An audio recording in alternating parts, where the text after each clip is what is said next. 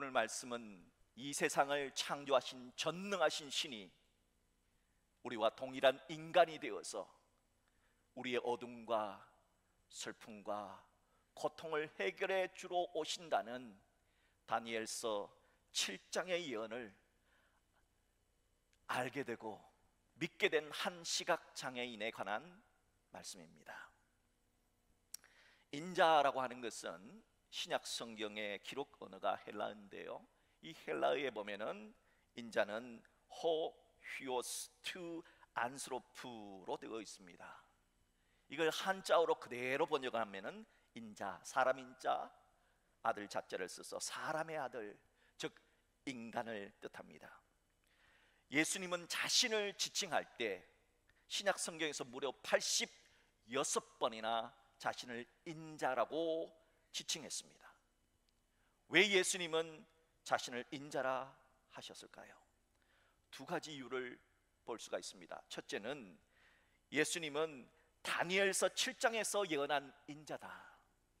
모든 나라를 통치하시고 모든 사람을 심판하는 권세를 가진 메시아다.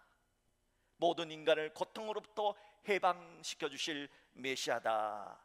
그분이 바로 예수님이다 하는 뜻으로 자신을 인자로 지칭하셨던 겁니다. 둘째로 예수님은 왜 자신을 인자라고 불렀느냐? 예수님은 진짜 하나님이다. 베레 데우스다. 진짜 하나님이지만은 인간을 위해서 진짜로 인간이 되신, 베레 호모가 되신, 인간을 위해 죽기까지 사랑하신 성자 하나님이라는 뜻으로 자신을 인자라 칭했습니다.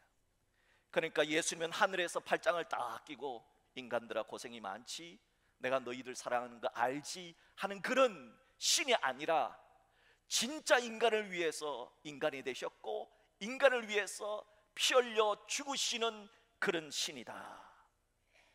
참 신이요 참 인간이라는 뜻으로 인자를 사용했습니다. 이렇게 예수님이 진짜 인간이요 메레 호모, 진짜 하나님이다, 메레 데우스, 이심을 동시에 드러내는 칭호가 바로 인자라는 칭호입니다.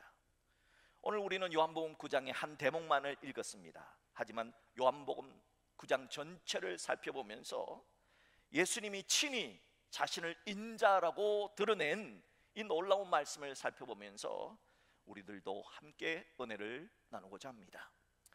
요한복음 9장에는 6가지 질문과 대답이 나와요. 그러면서 예수님이 이 질문과 대답을 통해서 예수님이 누구신가를 분명하게 드러내십니다. 먼저 첫 번째 요한복음 9장의 첫 번째 질문과 대답은 예수님과 제자들 사이에 오고 가는 질문과 대답입니다.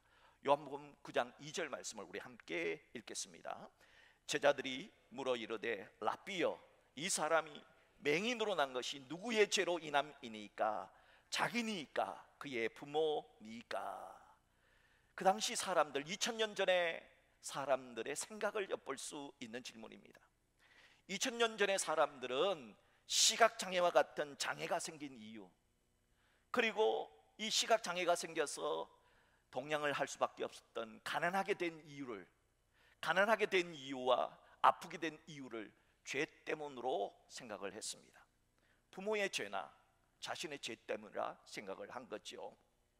자, 이것이 바로 2000년 전 사람들이 가지고 있었던 생각이었어요. 자, 그러면은 이런 생각을 가진 제자들에게 예수님은 어떤 답을 주셨을까요? 요한복음 9장 3절 전반절을 합독합니다. 예수께서 대답하시되 이 사람이나 그 부모의 죄로 인한 것이 아니라는 겁니다. 예수님은 당시 사람들과 전혀 다른 답을 주셨습니다. 그 사람이 시각장애라고 하는 장애를 입은 것, 그 사람의 죄 때문이 아니다. 그 사람이 가난한 자가 된 것, 그 사람의 죄 때문이나 부모의 죄 때문이 아니라는 겁니다. 그렇다면 무엇 때문에 그 사람이 앞을 보지 못하고 동양하는 가난한 사람이 된 걸까요? 자, 요한복음 9장 3절 후반절을 합독합니다. 시작. 그에게서 하나님이 하시는 일을 나타내고자 하심이라. 예수님은 앞을 보지 못하는 시각장애는 현재의 아픔을, 그 고난을, 그 슬픔을, 어둠을 사용하셔서 미래의 하나님의 영광을 드러내고자 하시는 것이다. 이렇게 말씀해 주셨습니다. 그러니까 사람의 관심은 과거에만 초점이 있어요. 누가 언제 지은 죄 때문이냐 하는 과거에 초점이 맞춰져 있어요. 그러니까 사람들은 자꾸 호구조사를 하려고 그래요. 너 몇 살이냐? 너 어느 사람이냐? 너 지은 죄가 뭐냐? 너 부모의 지은 죄가 뭐냐? 이거는 그 당시에 수준 낮은 사람들의 질문과 대답이었습니다. 자, 그런데 우리 예수님은 어떻게 해요? 예수님의 관심은 지금 장애라는 아픔을 가진 자를 어떻게 하면 미래에 하나님의 영광을 드러낼 수 있을까? 미래에다가 초점을 맞추고 있다는 겁니다. 사람들은 끊임없이 과거를, 그러나 예수님은 끊임없이 미래를 바라보면서 우리에게 말씀해 준다는 거지요. 그렇게 말씀하신 예수님은 말씀이 말씀되게 일하셨습니다. 먼저 예수님은 땅바닥에 침을 다 뱉었습니다. 그리고 진흙을 이겼습니다. 그런 다음에 앞을 보지 못하는 그 시각장애인의 눈에다가 그 진흙을 발라주셨습니다. 그리고는 실로암 연못에 가서 씻으라 하셨습니다. 그 사람은 그 시각장애인은 예수님의 말씀에 순종해서 실로암에 갔습니다. 가서 씻었습니다. 그랬더니 앞을 볼 수가 있게 된 것입니다. 자, 여기서 중요한 사실은 실로암 못에 물이 약효가 있어서, 저 그림이 바뀌어야죠. 이제 고침받은 얼굴로 바뀌어야죠. 저렇게 바뀐 거예요. 자, 여기서 중요한 것은 실로암 물이 약효가 있어서 그 사람이 고침받았다, 그 뜻이 아니에요. 성경이 말하는 것은 이것을 말하려고 한 것이 아닙니다. 예수님이 누구시길래 이 사람에게 말한 대로 그대로 순종했더니 이런 놀라운 기적이 일어났느냐? 예수님이 누구시길래? 예수님은 다니엘 7장에서 예언했던 어두운 사람, 슬픈 사람, 괴로운 사람의 고통을 해결해 주시는 메시아로 오신 분이라는 그 놀라운 진리를 드러내고자 이렇게 일하신 겁니다. 바로 그분이 예수님이시기 때문에 예수의 말씀에 순종하자 치유가 나타났다는 겁니다. 그러므로 우리는 타인의 불행이나 장애나 아픔을 볼 때, 슬픔을 볼 때 제자들처럼 저 사람은 왜 저렇게 불행을 당합니까? 저 사람은 왜 저렇게 사고를 당했습니까?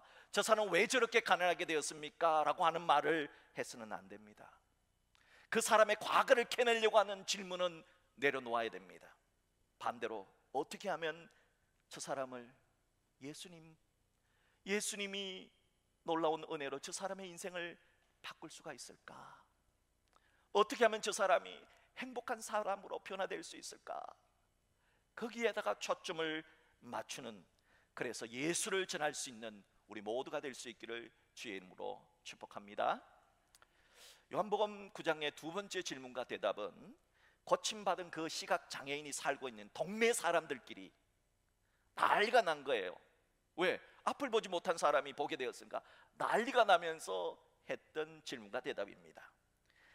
동네 사람들은 이렇게 말합니다. 야, 이 사람 우리 동네에서 구걸했던 그 시각장애인 맞아? 에이, 아니지. 그 사람과 닮은 사람이겠지. 어떻게 앞을 보지 못한 사람이 앞을 본단 말이야. 이런 장세 후에 이런 일이 없었어 하면서 자기들끼리 티격태격하고 있습니다. 그러자 이걸 보고 있었던 고침받은 그 시각장애인이 이렇게 말합니다. 내가 그라 대답합니다. 그러자 동네 사람들이 너무 놀라서 이렇게 물어봅니다. 자, 요한복음 9장 10절 말씀, 동네 사람들이 그 시각장애인에게 묻습니다. 합독합니다. 그들이 묻되 그러면 내 눈이 어떻게 떠졌느냐? 호기심 가득한 동네 사람들의 질문, 이 질문에 대해서 시각장애인은 뭐라고 대답했을까요? 들어보세요. 대답하되 예수라 하는 그 사람이 진흙을 이겨 내 눈에 바르고 나더러 실로암에 가서 씻으라 하기에 가서 씻었더니 보게 되었더라. 예수라 하는 그 사람 때문에 볼 수 없었던 내 눈이 보게 되었다. 예수라는 그 사람이 하라고 하는 대로 했더니 보게 되었다. 예수라는 그 사람의 말씀에 순종했더니 내 인생이 변화되었다 하는 겁니다. 그렇습니다. 바라기는 우리들도 예수라는 그분의 말씀에 순종하여 우리들도 변하는 인생, 쨍하고 해뜨는 인생이 될 수 있기를 주의 이름으로 축복합니다. 요한복음 9장의 세 번째 질문과 대답은 바리새인들과, 그 당시에 최고의 종교 지도자였던 바리새인들과 그 고침받은 시각 장애인들 사이의 질문과 대화입니다. 동네 사람들은 예수님에 의해서 보게 된 그 시각 장애인을 그 당시에 종교 지도자였던, 정치 지도자였던, 야당 지도자였던 바리새인들에게 데리고 갑니다. 아마 이 엄청난 사건에 대해서 이 높으신 분들은 어떻게 해석을 할까 듣고 싶었던 거지요. 그러나 바리새인들도 동네 사람들과 똑같은 질문을 던집니다. 어떻게 보게 되었는가? 어떻게 보게 되었는가? 이 질문은 동네 사람들이나 당시 종교 지도자들이나 오늘날에 있는 사람들, 모든 인류는 공통적으로 던지는 질문입니다. 왜냐하면 모든 인간은 창조 이후에 어떻게 하면 어둠에서 벗어날 수 있을까? 어떻게 하면 슬픔에서 벗어날 수 있을까? 어떻게 하면 내가 이 불행에서 벗어나서 행복한 인생이 될 수 있을까? 이 질문을 추구해 왔고 답을 얻으려고 노력해 왔기 때문입니다. 모든 인간들이 공통적으로 가지는 이 질문에 대해서 오늘 그 시각 장애인이 답을 줍니다. 그 답이 요한복음 9장 15절 하반절에 나오는데요, 우리 다 함께 합독하겠습니다. 그 사람이 진흙을 내 눈에 바르매 내가 씻고 보나이다. 그 사람이, 그 사람이라는 겁니다. 바로 예수라는 그 사람이 내 인생을 밝게 했다는 겁니다. 바로 예수라는 그 사람이 내 인생을 행복하게 만들었다는 겁니다. 그 사람, 예수라는 사람이 나를 불행에서 건져 주었다 하는 겁니다. 그렇습니다. 모든 인류를 어둠에서 빛으로 인도해 주실 그 사람은 오직 예수 한 분뿐입니다. 모든 인류를 죄와 죽음에서 건져 주실 분은 오직 예수 한 분뿐입니다. 모든 인류의 불행을 끝내주시고 우리에게 행복을 시작해 주실 분은 오직 예수 한 분뿐이랍니다. 이 확신에 찬 대답이 성경이 드러내고자 하는 복음, 굿뉴스입니다. 이 복음을 믿는 자들을 우리는 그리스도인이라고 칭합니다. 고침받은 한 시각장애인의 확고한 대답을 듣게 된 바리새인들은 두 파로 갈라집니다. 하나님께서 온 사람이 맞는 것 같다 하는 바리새파와 아니지라고 하는 바리새파로 갈라져서 싸웁니다. 그래서 바리새파 사람들은 또다시 한 번 더 그 시각장애인에게 되묻습니다. 너는 그를 어떠한 사람이라고 하느냐? 그러자 이번에 그 사람은 예수님은 선지자니이다 하고 고백을 합니다. 그 시각장애인은 계속되는 질문에 통해서 예수님을 그 사람, 위대한 사람, 훌륭한 랍비라고 생각했는데 이제는 수준이 조금 더 올라가서 선지자입니다 하는 고백으로 성숙하게 자라고 있음을 성경은 말해주고 있습니다. 이제 네 번째 요한복음 9장에 나오는 질문과 대답을 살펴봅니다. 바리새인들과 치유받은 그 시각장애인 부모 사이의 질문과 대답입니다. 바리새인은 그 시각장애인으로부터 자신들이 얻고자 하는 대답을 얻지 못했습니다. 아니, 시각장애인이 말한 그 말을 믿고 싶지가 않았습니다. 그래서 그 부모를 불러서 이렇게 확인을 합니다. 본문 19절 말씀 합독합니다. 이는 너희 말에 맹인으로 나타나는 너희 아들이냐? 그러면 지금은 어떻게 해서 보느냐? 당시 사회는 정치와 종교가 하나였어요. 지금은 우리 헌법에 정치와 종교는 명백하게 분리되어져 있습니다. 그러나 과거, 오늘날에도 정치와 종교가 하나인 국가들이 조금 있어요. 저기 무슬림 국가들, 대표적으로 이란 같은 경우는 대통령이 아무리 이렇게 해도 그 위에 종교 지도자가 저렇게 해 하면은 바꿀 수밖에 없습니다. 이 당시에 2000년 전 유대교는 이제 여당은 누구냐 하면은 사두개파입니다. 야당은 누구냐 하면은 바리새파입니다. 이 두 파가 언제나 사두개냐 바리새파냐, 사두개냐 바리새파냐 하면서 이 두 부류가 모든 것을 다 차지했습니다. 자, 그 가운데 이 동네에는 바리새파 사람들이 많이 있었던 것 같습니다. 그래서 그 바리새파 사람들이 그 부모를 불러서 이렇게 묻는 겁니다. 자, 이 바리새파 사람들은 이미 답을 정해 놓았어요. 예수를 메시아로 시인하는 사람은 이 마을에서 쫓아낸다, 추방한다, 출교시켜버리겠다 하는 것을 답을 정해놓고 그 부모에게 협박조로 물었던 겁니다. 그래서 그의 부모는 이 사람이 우리 아들인 것과 맹인으로 난 것을 아나이다. 내가 분명한 그 사람 내 아들 맞아요. 그리고 태어날 때부터 앞을 보지 못한 맹인 맞아요. 그러나 지금 어떻게 해서 그 아들이 보는지 또는 누가 그 눈을 뜨게 하였는지 우리는 알지 못하나이다. 그에게 물어보소서. 그가 장성하였으니 자기 일을 말하리이다. 이 시각장애인의 부모는 아는 것과 모르는 것을 말합니다. 분명히 우리 아들 맞아요, 맹인 맞아요. 하지만은 이 아이가 누가 고쳐줬는지 난 몰라요. 왜냐하면 예수라는 말을 입 밖으로 끄집어내면은 혹시 자기에게 손해가 올까 두려웠던 겁니다. 그래서 그 핑계를 아들에게 전가시켜버린 것이지요. 하지만 그 아들은 그런 두려움에도 불구하고 부모와 다르게 담대하게 팩트를 말합니다. 자, 이 모습을 우리는 다섯 번째 질문과 대답에서 살펴볼 수가 있습니다. 요한복음 9장의 다섯 번째 질문과 대답은 바리새인들과 그 시각 장애인이었다가 보게 된 사람과의 질문과 대답으로 나타납니다. 바리새인들은 그 시각 장애인의 부모로부터도 자신들이 원하는 대답을 듣지 못하자 또다시 시각 장애인을 부릅니다. 그래서 너는 하나님께 영광을 돌려라. 우리는 이 사람이 죄인인 줄 알노라. 너는 하나님께 영광을 돌려라. 이 말이 무슨 뜻이냐? 너 거짓말하지 마라. 나처럼 우리처럼 진실만 말해라. 우리는 이 사람 예수가 죄인인 줄 아노라. 답을 딱 정해놓고 너도 그 사람 예수가 죄인이라고 말해라. 이렇게 급박을 했던 겁니다. 그러자 그 시각장애인은 아주 지혜로운 대답을 합니다. 25절 말씀을 합독합니다. 대답하되 그가 죄인인지 내가 알지 못하나 한 가지 아는 것은 내가 맹인으로 있다가 지금 보는 그것이니이다. 분명 시각장애인이었다가 지금 보게 된 그 사람도 자신을 동네에서 쫓아버릴 수 있는 추방 명령을 갖고 있는 고난을 가진 바리새인들이 원하는 답이 무엇이라는 사실을 알았어요.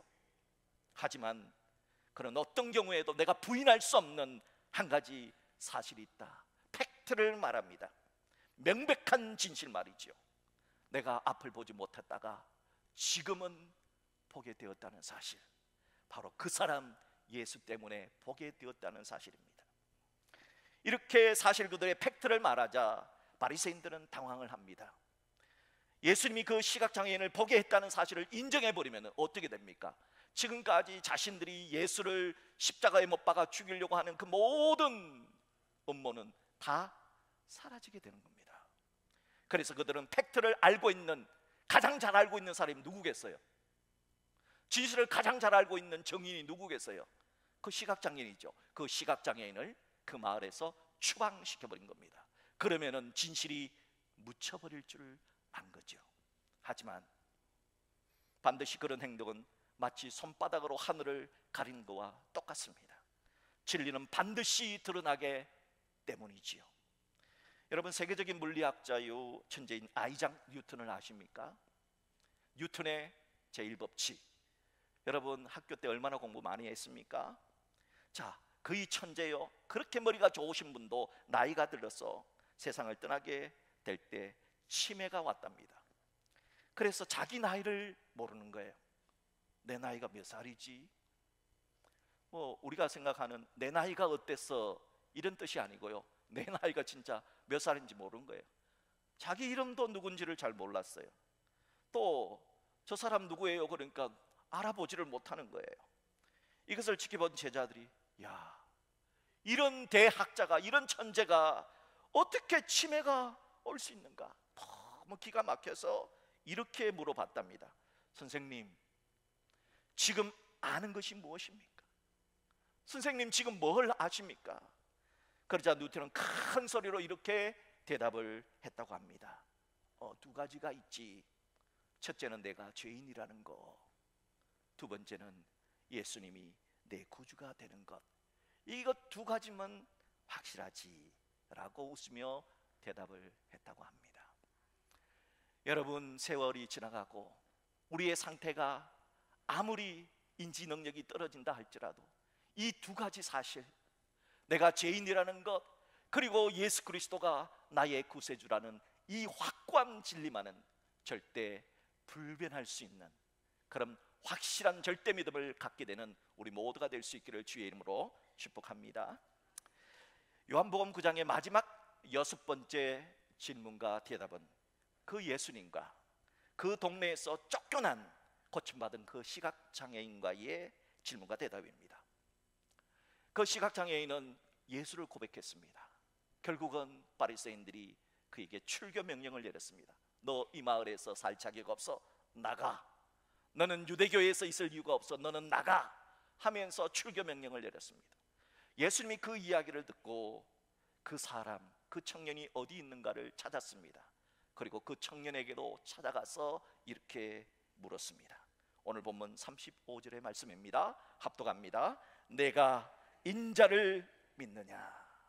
너는 다니엘 선지자가 예언했던 그 인자, 슬픔과 아픔과 고통을 당하던 수많은 사람들을 행복으로 바꿔주실 그 인자, 슬픔을 끝내주시고 아픔을 끝내주시고 해결해 주실 그 인자, 너희들을 죄와 어둠 속에서 해방시켜줄 그 인자로 오실 메시아를 너는 믿느냐 그랬어요. 그러자 제가 믿고 싶어요. 그분이 누구인지 좀 알려주세요.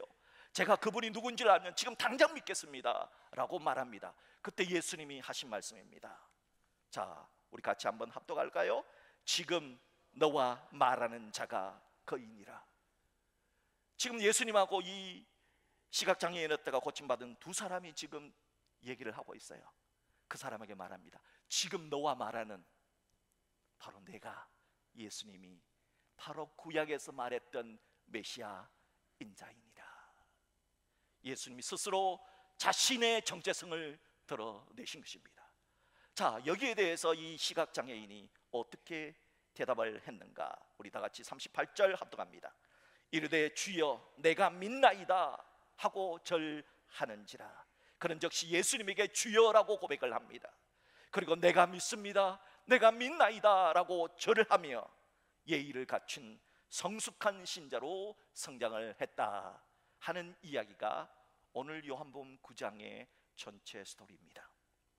이렇게 요한복음 9장에는 한 고침받은 시각장애인의 신앙이 점점 성숙하게 자라나서 예수님을 인자로 고백하는 단계까지 이르게 되었다는 것을 밝히고 있습니다. 먼저 11절에 보면은 예수님을 위대한 사람, 위대한 그 사람으로 고백을 했습니다. 세계의 4대 성인 가운데 한 사람으로 그렇게 고백을 했겠지요. 11절에서는 예수님을 위대한 선지자로 고백을 합니다. 그러다가 33절에 가면 예수님을 하나님이 보낸 분으로 고백을 하고, 마지막 클라이막스인 38절에 가면 예수님을 주님이라고, 내 인생의 주님이라고, 나의 주인이라고 고백하고 인자로 고백하게 됩니다. 여러분들은 지금 예수님을 누구로 고백하고 살아가십니까?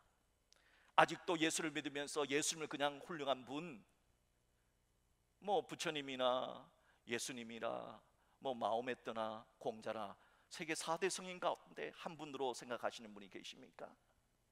그렇다면 거기서 자라나야 됩니다. 예수님은 단지 위대하신 분이 아닙니다. 그것을 넘어서서 우리 모두의 죄와 죽음을 해결해 주시고 우리를 어둠과 죄와 고통으로부터 해결해 주실 위대하신 구세주 메시아이십니다. 저는 여러분들이 그 메시아 된 예수님에 대한 그 신앙만은 어떤 경우에도 변하지 않는 절대 믿음의 사람이 될 수 있기를 주의 이름으로 축복합니다. 태어날 때부터 양팔이 없이 두 다리가 없이 태어난 아이가 있었습니다. 그의 이름은 닉 부이치치입니다. 그는 몸통 왼쪽에 발가락 2개만을 가지고 태어났습니다. 이 닉 부이치치가 정상적인 학교에 다녔습니다. 얼마나 많은 왕따를 당했을까요? 그는 너무 힘들고 어려워서 10살 때 자살을 시도했습니다. 그러나 하나님께서 너는 아직도 살아야 된다 해서 데려가지 않았지요. 그러다가 15살 때 오늘 요한복음 9장의 말씀을 보면서 그의 인생이 송두리째 바뀌게 됩니다.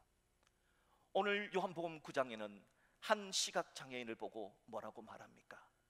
저 사람이 누구의 죄 때문에 그렇습니까? 라고 했을 때 예수님은 그 사람은 죄 때문이 아니다, 부모의 죄 때문이 아니라 닉 부이치치의 아버지는 호주에서 목회를 하시는 목사님이었습니다.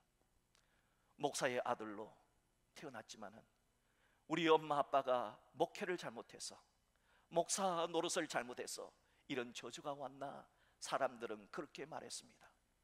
자기도 그렇게 생각했습니다. 나는 부모의 죄 때문에 이런 고난을, 이런 장애를 입게 되는구나 생각을 했습니다. 그런데 요한복음 9장에 아니라는 겁니다. 누가요? 예수님이 아니라는 겁니다.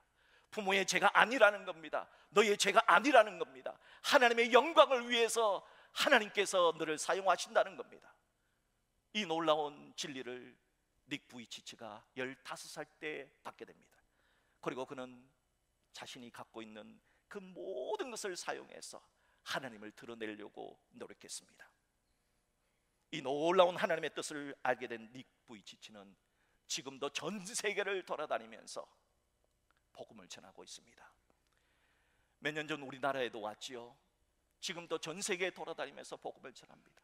특별히 많은 장애인들에게 희망을 주고 소망을 줍니다.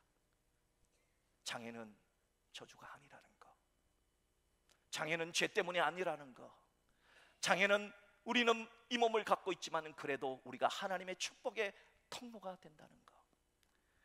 닉 부이치치는 전 세계 40에서 50만 명에게 복음을 전했다고 합니다.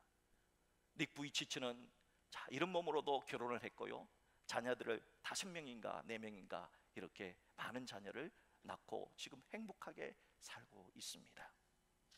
사랑하는 성도 여러분, 우리가 사람들은 인생을 살아가면서 이런 얘기를 합니다. 아픔은 시간이 지나면 저절로 사라진다고.